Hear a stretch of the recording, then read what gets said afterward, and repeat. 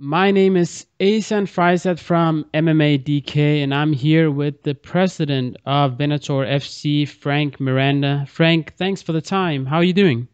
Fine, thank you. Hi, everybody. I'm Frank. I'm doing really well here, so I hope you are enjoying everything you are going to do right now. So, thank you for the interview. I'm here.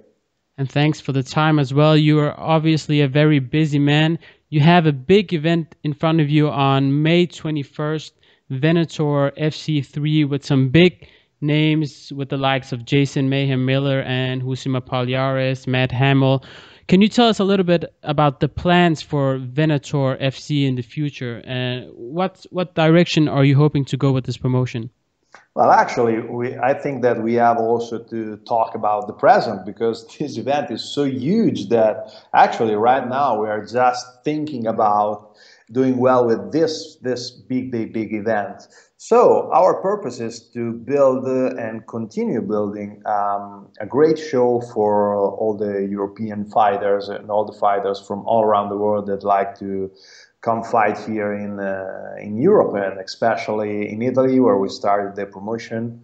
And I think that we are putting a lot of effort to do the things right here, and we are inviting a lot of great fighters, as you already said, like Barnatt, Rousimar Palhares, and Matt Hamill, and we are a lot of Miller Mayhem. Okay, and we are growing. We are trying to do things right, and we are in the next future we are hoping to build that maybe the I don't know, okay, but maybe we have a great card, so it can be considered almost like the biggest non-UFC card that you can ever see in Europe. So let's go through this, okay? I think this is the path we're gonna go.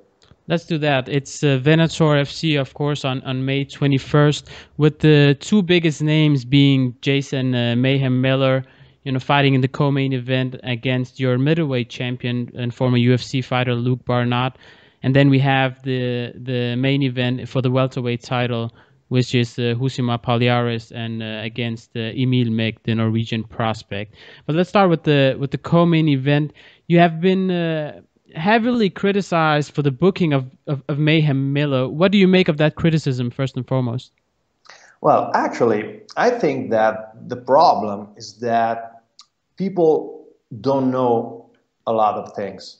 So they just think they know the things, but actually they don't know. A lot of people just read the headlines, not the stories, just the headlines of some articles over there of all the media all around the world, and they don't investigate, they don't go for the story, they just read the media. The job, the work of the media is to put on a hell of a headline just to be read, to be sensational. The reality is that everybody out there is thinking Miller Mayhem is a terrible criminal or something like that, but it's not true. Okay? He has been already convicted in the mind of the public opinion, but the government are yet to prove anything against him. So right now, Mayhem Miller is not the criminal that people thinks he is. He's just not. Okay, so I think the problem with Miller, no, I don't think, I'm sure. The problem with Miller started when he was involved with the accusation from his ex-girlfriend about domestic violence in 2013, 2012, I can't remember well. At that time, it was quite famous because it was on MTV, on Beat Down Bully, no, Bully Beat Down, sorry, that was the name of the program. And at that time, it was the third most famous, was nominated the third most famous fighter in the world. And then he received this accusation of domestic violence from his girlfriend, and everybody, just because he was involved in that, started to think he is a monster or something like that. And I don't want that my words can be not interpreted in the right way, because I don't think, and I'm sure that any kind of violence against a woman must be allowed and that must be forgotten and must be tolerated. But the problem is that right now we have just two versions of the story. Okay, the girl that said Miller beat me up, and Miller said I didn't do nothing. I just have to disarm this girl because she came at me with a knife. I have to wrestle her and disarm her. And the problem is that, for example, if you think about I'm sure you remember the War Machine case, of course. Exactly. Yeah, of course. No, but he beat the shit out of Christy Mack, her ex-girlfriend, and a lot of people think that was a similar situation with Miller. But the reality is that with War Machine, there's a truth, because this girl came out with 18 fractured bones, a liver disrupted, something like 3-4 teeth.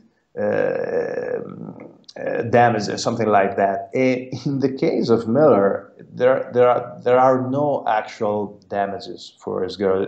She came out 10 years later when Miller refused to come back with her.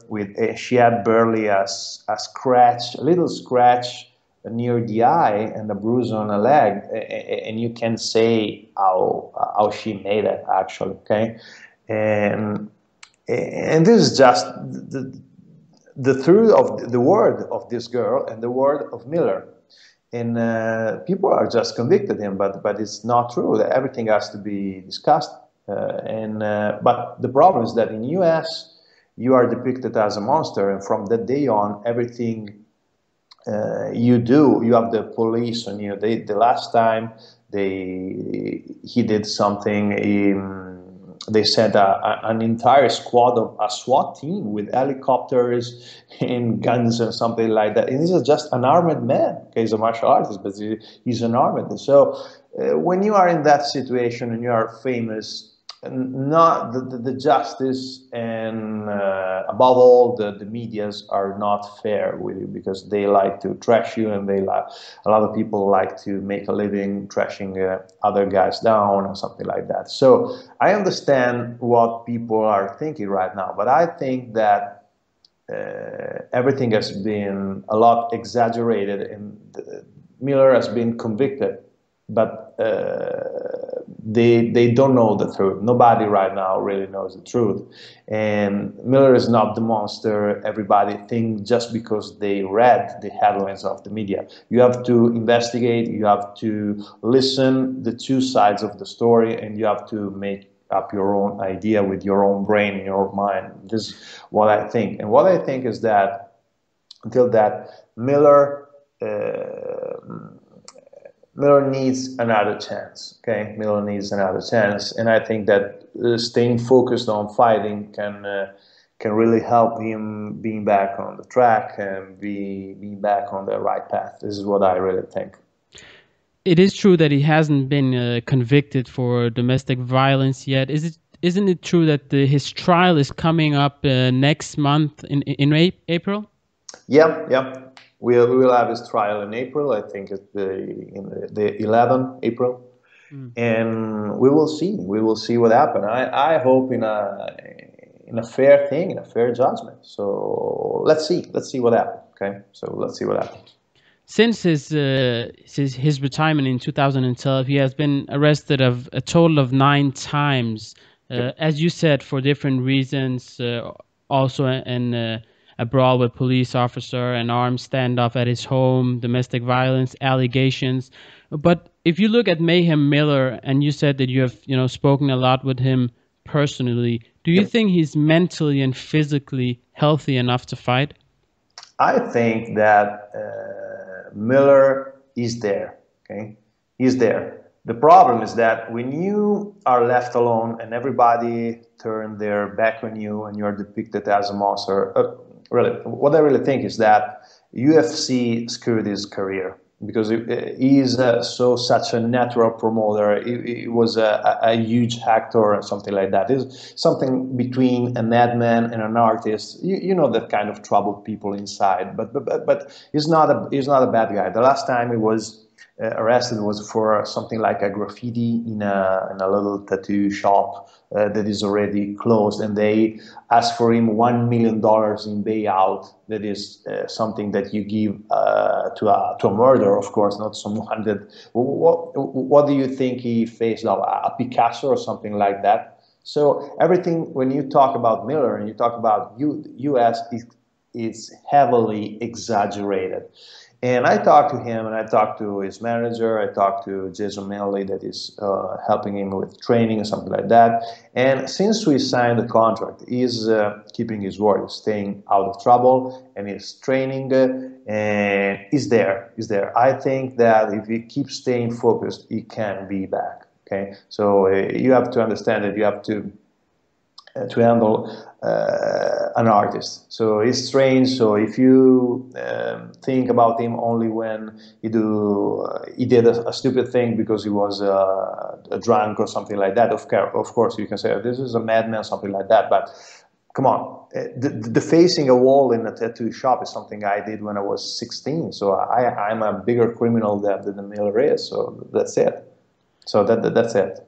You're referring to his arrest on March 15th, where he allegedly vandalized a tattoo parlor with graffiti.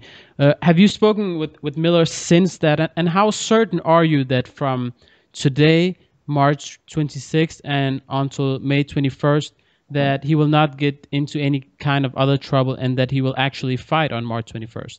Well, actually, the problem is that what happened in January. He was arrested in March, but it was a thing he did in January. Back in January, yes. Yeah, back in January. So since we talked the first time and since we signed the contract, he's behaving well. So that's all I know. So we signed a very strict contract with a lot of a big part of his earning, a big part of his money related to how well he will behave. So he have to show up on time. So yeah, he has to stay out of trouble, something like that. He's right now, Miller is back to training, he's back in the gym, he's staying out of trouble, and he's keeping his word.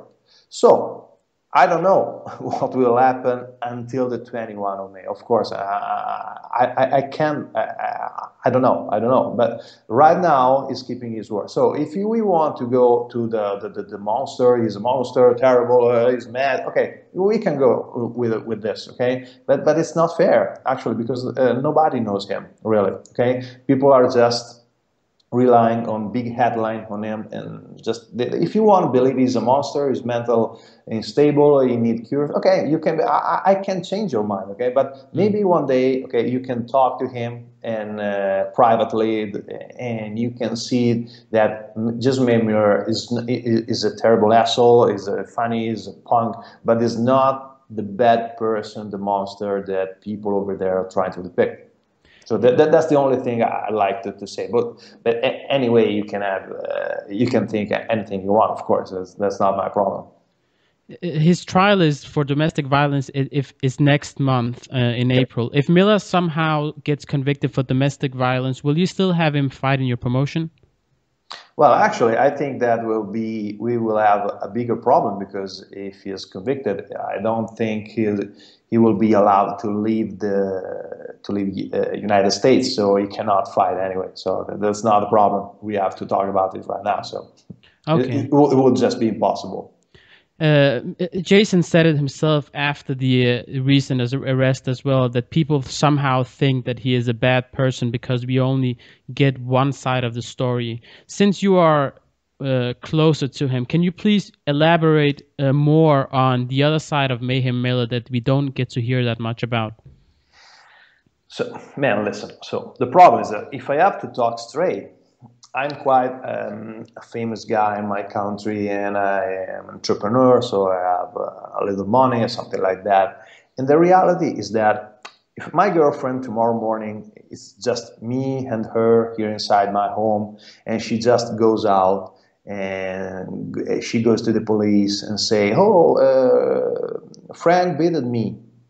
Well, I will be in the exact same situation that Miller is today. So that's the reality. Okay, I know that people like to think about monsters everywhere. Miller is a monster because he's a punk. Look how he's dressed. Look how he talks. But it's so easy for a gold digger to go after you if they want, because you cannot defend yourself. Okay, and in front of everyone, a girl always has a better reason than a bad man as Miller is depicted. So that's how things work when you are famous. So this is it. So and what I have to say, let's see, let's see what happens with the judges and something like that. Then we can talk better about that. But the only thing that I want to say is that I think that media in general are not fair because it's their job. I can understand, but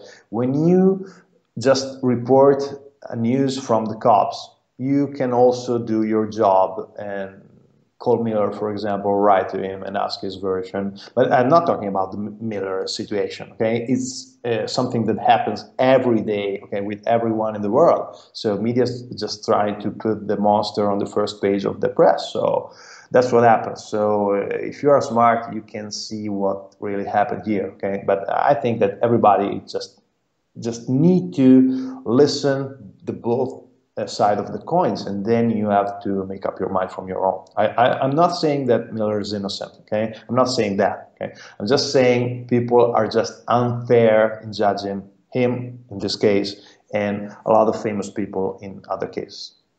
So he is going to face your middleweight champion, Luke Barnatt, a former UFC fighter as well. Yep. Last month, I heard, I read an article on MMA Junkie where he said he wasn't a big fan of this fight against Mayhem Miller. He also said some things about he didn't know if you were smoking the same thing as Mayhem Miller since your recent comment. What is your relationship like with Barnatt recently? Well, actually, me and Luke have a great relationship, okay, and we joke a lot to each other and something like that. But the reality is that Luke actually liked this fight. The problem is that, of course, Miller has the troubles that you know. So maybe we have to wait some other days to be sure that the fight will happen. So, of course, you can prefer something more sure, okay, something more stable, something. But at the end of the day, I think that Luke knows that it's a good matchup because it brings a lot of attention on him. And if he win big on Miller Mayhem and Miller show himself in a good condition, of course, so that the fight is fair, something like that, it will be a huge opportunity for Luke to be under the radar again, and maybe he can jump again into the UFC and go to a bigger promotion, of course, because this is the main purpose of Luke and the main purpose that for that we hired him in the first time, to giving him a platform, a show, and a possibility to be back the soon as possible in the biggest competition. Do you have a late replacement ready already? Someone who you said to get yourself in shape. We might just call you and let you fight Luke Barnatt if the thing with Mayhem Miller doesn't go our way. Yeah, of course. From the beginning, this was the plan from the beginning, and Luke too is aware of it. So there won't be any problem. There won't be any late replacement, actually. Okay. So, okay. Do you know the name of the fighter? Yeah, but we can't say it right now. Okay. Just stylistically, what can we expect of this fight between Luke Barnatt and Jason Mayhem Miller? Well, the problem is that the conditioning on how Miller will show up on the 21 of May. Because if I have to be straight and sincere, when he was in his prime, Jason Miller was a hell of a fighter. So I don't think that Luke would have been many chances to beat him when Miller was in his prime. This guy has a tremendous jiu-jitsu skills. Okay? He's a tremendous fighter. He's a son of a bitch. You can knock him out, and he's really smart. He's tough. We have to see. Really, I don't know. Right now, I don't know. Okay, we have to see in what condition Jason Miller will show up nowadays. And he was just joking about the fact that he was facing Josh Barnatt, not Luke Barnatt, right? As you were saying. Of course. It was a joke that he started to make to spread the word. Okay, Easiest way to. It's strange for me because it's so obvious that Jason Miller, if you look at him, is a tremendous actor. He's a natural born actor. Okay, so it's so strange to me that people keep looking at what he says and what and say, "Oh, he's a madman." It's not. He's acting. God, it's like the people. It's strange for me. Okay, because if you go to my Twitter account, a lot of people think that Twitter is real life, but it's not real life. Okay. We're just joking, we're just kidding. People are not used to understand the difference between joking and real life. So Twitter is not real life, guys, okay? Social media are not real life. So I can't understand. People thought that I was really saying something like suck my dick to everybody, and I was going to do the t-shirt with my face and suck my dick above it. But they were just memes that people all around the web did to make fun of me, and I just retweeted it because they were funny, they were hilarious, and people think that they were for real. So it's so strange for me. I can't understand, but I accept it, so it's okay for me. Let's go ahead to the main event, which is probably the biggest fight and one of the most popular fighters right now, one of the most controversial fighters as well right now. The main event is between the very talented grappler Rousimar Palhares and the Norwegian prospect Emil Meek. At first, can you tell us a little bit about how the deal with Palhares came together? Who reached out to who? Well, actually, we reached out to Quino because we have a good friend over there. There's a Mestre Marco Bruschelli, who is a great jiu-jitsu trainer over there. He's a friend of Tocchino. So we started to talk, okay, about it. And then we entered in contact with him and with his manager, Alex Davis, that is a hell of a guy. He's an extraordinary person. And we started to talk at the beginning about the possibility and the chances and what could have been happened if he would have accepted to fight here in Italy. And then they took their time to think about it, and at the end of the day, they accepted. They accepted to come here in Italy and fight, and I'm happy about that, of course. They accepted the fight despite the 2-year suspension they got by the Nevada State Athletic Commission in October, and that the World Series of Fighting stripped Palhares of his welterweight title. Why did you decide to sign Palhares despite of the suspension he had and his contract with WSOF? Well, actually, the problem is that he has a suspension in the United States with the Nevada State Athletic Commission. But United States of America are not the center of the world, so they just not keep patronizing everybody.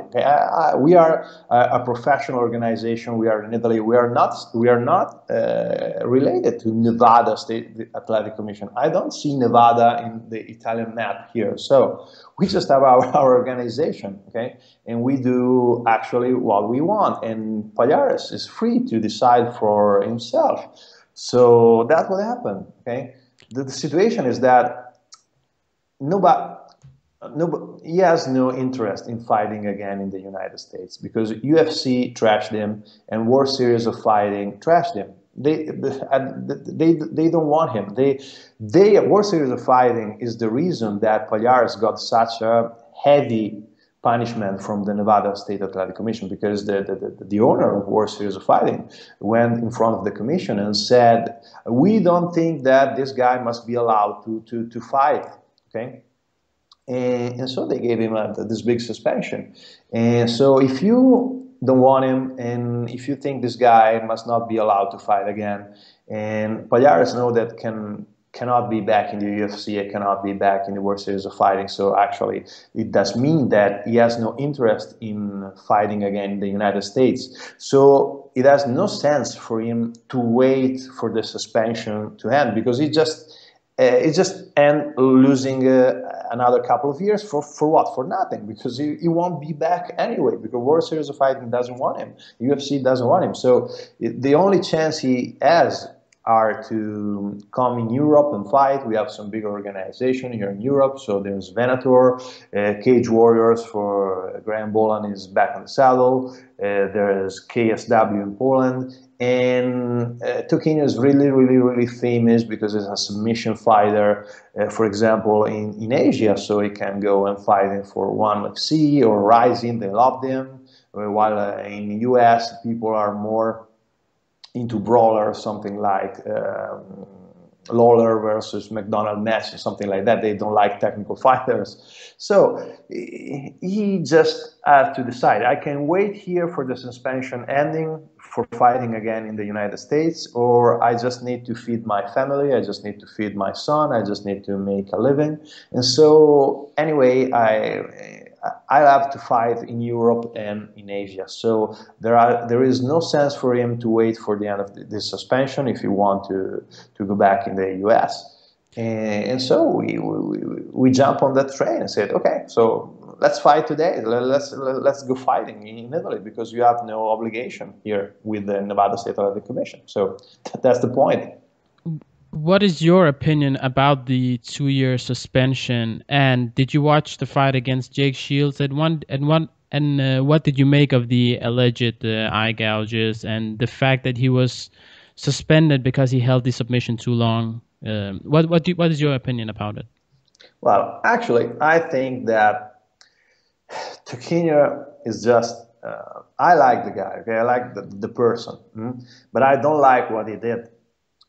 The situation is that, okay, we can talk about it, because if you started to talk to me about, for example, eye gouging, let's talk about it, okay, because he's not a cheater, because he just did it in this fight, and this is into discussion, because he said that, for example, Jake Shield was pushing his bone into his eyes, so he just tried to defend himself, and that Shields was sweating oil and Vaseline to not be grabbed, so he was the real cheater. But nobody listened to Toquinho. Of course, if you want to put the monster on the first page, you don't have to listen what he has to say about his defense. So it's of course like that. And talking about, for example, eye gouging and something like that. So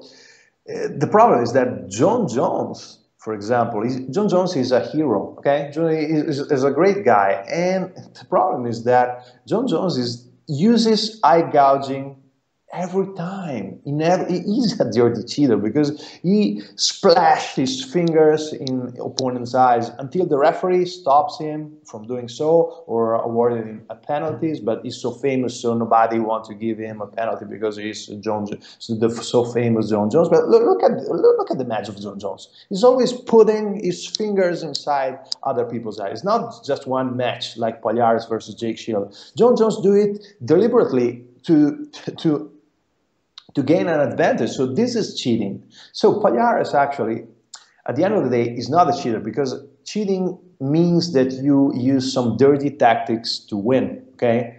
And this is what Jon Jones, for example, did every time he fought. But Palhares is just... Do you think he was defending himself? Well, actually, the problem is that, okay, I don't know, okay? I don't, maybe he made an error. I don't want to talk about it, okay? But what I want to talk about is that he's just an asshole, because he pulled too much, okay? He hold the submission too long. But it's something stupid you do after you already won. So it's not that you are cheating, okay? So you have to think you have already won. So you want to think that Palhares is a bad person that deliberately want to hurt other people. So this is the point of the discussion. So is Palhares an asshole that wants to deliberately hurt other guys in the cage? So if this is the question, I think that the right answer is not. Okay, it's not. He's not. Because everybody has a short-term memory. But at the beginning, Palhares was not like that. Of course, in reality, it was quite the opposite. was quite the opposite, because if you, for example, remember when in UFC he stopped, for example, when he was already winning with I can't remember the right now. The, the match was Miller. Dan Miller, yeah. Dan Miller, yeah. Yeah, it was against Dan Miller. Okay, come on. He just stopped because he has no intention to hurt him. And the same thing happened in Abu Dhabi Submission Championship, when he just released an heel hook, and the referee didn't see that the opponent tapped, and so he has to start fighting again. So I think that from this episode something switched in his mind, because he's so focused when he fights, he just goes into the zone. Okay, so he became emotional about not losing for being too gentle what he built in his whole career. So I think that he made errors. I'm not trying to justify him, okay, but I think that he just got. He went something mindless, okay, a bit like Hulk for some seconds, and I'm not trying to justify him, and I don't think that this behavior must be allowed, of course. But you're saying that he may not have done this on purpose, that he was just in this zone. But do you think that it's still? Can you say, like, with maybe with 100% certainty that it's safe to put him in there against any fighter, and that he will not do this over and over again? Well, actually, we talked a lot about this, and for Turquinho, coming to Venator is not the main purpose is not to have an opportunity to fight. Actually, the main purpose that is declared from Turquinho and his manager is to show the world, is a path, is a way to redemption. Okay, so redemption is the key word here. He wants to show to the world that he's not a bad person, that he doesn't want to hurt no one, that he's not a cheater, that he's not the monster that everybody tried to depict. So we talked to him, and his manager said this, and Turquinho said he doesn't want to hurt no one, he wants to show that he's a clean fighter and a really good person. And we want to believe him. And we talked to Emil Meek, and he wants to believe it too. And we talked to the referees that are going to ref them. Is that Mark Barnatt? Yeah, we'll have a lot of great international. Do you know who will be reffing this fight, and if it's Mark Goddard? Maybe we have to talk about this, but Mark will be there, so we will have Rich Franklin, a lot of international judges, and international refs. So let's see. Okay, we still haven't decided, because there are 2 months in front of this, but let's see what will happen. Have you spoken to Mark about this fight, and do you know how he feels about it? Well, I think that we spoke about it, and well, he's probably the best one in Europe, don't you think? No, I think that Mark Goddard is not the best one in Europe. I think that Mark Goddard is the best in the business there is. So, and we talked about it, and he said, let's do this fight, okay? Because nobody here into the professional world thinks really that Turquinho is a bad person. Someone thinks, and I can be, I can understand that someone thinks that he can control himself, but I'm sure that nobody thinks. If you know Turquinho, you know he's not a bad person. Okay, he's a hell of a good person. Okay, so maybe you just can think, okay, when he's in the mood, when he's there and he's finished, he can control, because his mind goes just shut off. Okay, but nobody really thinks that Turquinho is a bad person. So the reality is that I think he said that he's working hard on this part of his personality, so he won't hurt no one. He promised he won't hurt no one, and Emil Meek accepted. And so we are there to make sure that nobody gets hurt and nothing bad will happen. So this is what we want to do. The opponent is the Norwegian prospect Emil Meek. The ball's on that guy to face Palhares. Have you talked to him, and what is his mindset going into this fight? Well, actually, Emil is a hell of a fighter, because he has some great balls hanging over there. for accepting the fight, first of all. But I think also that is a really, really good matchup because Emil is a sort of a technical brawler, and he put a lot of pressure and he's aggressive, and he's just the kind of a fighter that gives problem to Toquinho. So Toquinho suffers every time he is in front of a technical brawler and a lot of guys with heavy-handed. And Emil is really, really, really heavy-handed. So we think we can come up with a hell of a fight. You could say that Emil Meek at this point of his career probably is nowhere near where the caliber of Palhares. But do you think he can hang with him? Well, I think that, as I already said, is the right matchup because he's heavy-handed. He put a lot of pressure. He's aggressive. He's a technical brawler. So it's the right matchup. It's the right matchup because Palhares suffers this kind of fighters. So Emil Meek is the perfect fighter to accept this challenge right now, I think. At last, with this main event between Palhares and Meek, are you worried about some legal actions from WSOF and that it might cancel the fight on May 21st?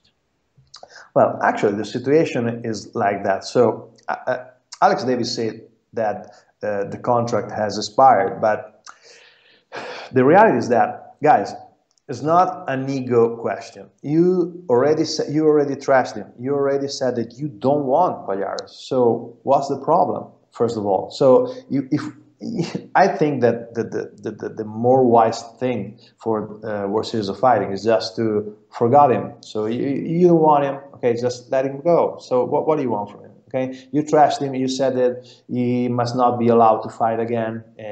So where's the problem? Okay, at the beginning.